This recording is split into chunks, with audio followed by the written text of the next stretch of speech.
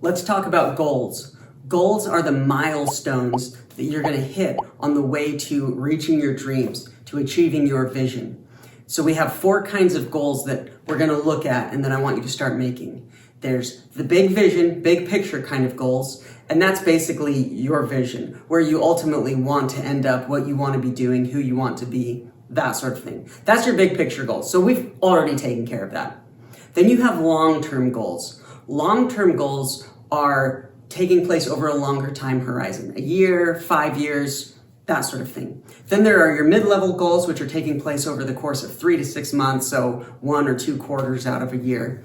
And then you have your short-term goals, which can be broken down into daily, weekly, monthly kind of segments.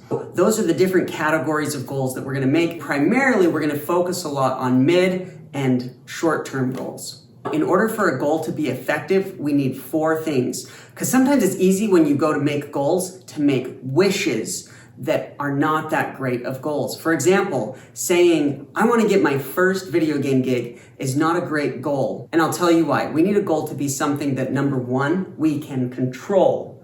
Number 2 is challenging. Number 3 is attainable. And number 4 is measurable. So the problem with saying something like, my goal is to get my first game scoring gig, is that you can't control that. So because you are going to make the music for someone else, you are relying on someone else to make the decision to hire you. So that is not a good way to make a goal. A better goal would be something like, okay, my outcome that I want is to score my first game. So therefore, I will set a goal to contact 1,000 indie developers. That is a good goal because it is something that you can control. You can control how many people you contact. Is it challenging? Yes, it will be challenging to contact that many people. Is it attainable? Definitely. Is it measurable? Sure, we can count that. We can totally measure that. And so let's say you contact 1,000 people, and we'll be very, very conservative and say only a quarter of them get back to you. You hear back from 250 of them. And out of those 250, 100 of them are not working on anything right now. They're not working on a game, or they've already launched their game, or they've given up on their project, but there's not really anything happening there. The other 150 that have gotten back to you are actively working on a game. And of those 150, 100 of them may already have someone that they're working with for music. Either they're doing the music themselves, or they've got a buddy, or they've hired someone, or whatever.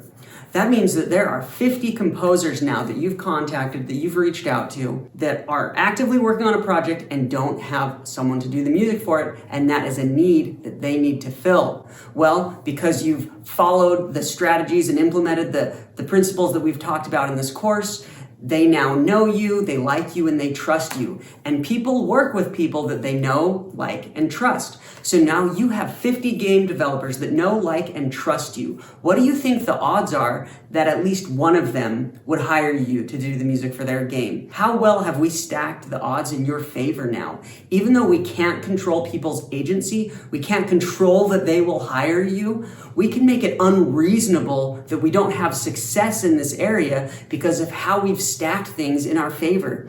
You now have 50 people that know, like, and trust you. They have a need that you can fulfill.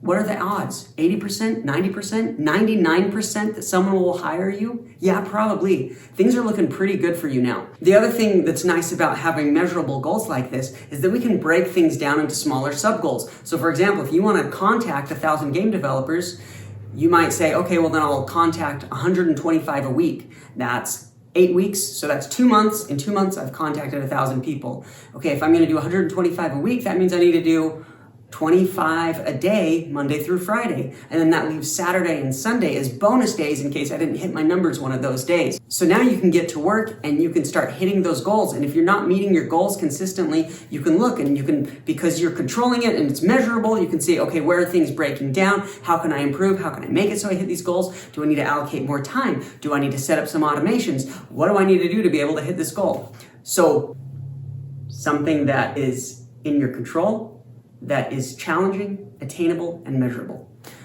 And then there are 3 areas where you want to make your goals. You want to make learning goals, networking goals, and production goals. Learning, networking, and producing are the 3 pillars that your business will be built upon. Those are the 3 things that we're going to establish you on here in this course. They are so important.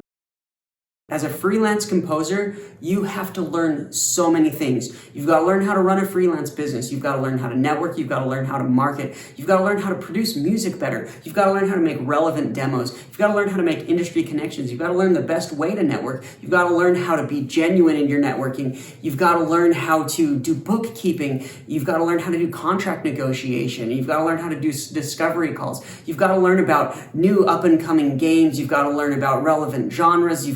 There's just so much that you need to learn, and it can be overwhelming, and it can be easy to get lost in YouTube land where you're just watching video after video and you're not really moving your business forward because you're just consuming a lot of content. These are all common pitfalls. So by making learning goals, it keeps you on track, it keeps you focused, it keeps you from getting overwhelmed. Networking. Networking is the blood of your business. If we don't have the networking thing in place, nothing is going to happen for you. In fact, in that example I gave about contacting 1,000 indie game developers, that is a networking goal. Your gigs will come from the network that you have. And so you always want to be building and growing and expanding your network. So you want to be setting goals to meet new people, to build relationships, to make friends, to join online communities, to participate, to give value. Those sort of things. Those are your networking goals.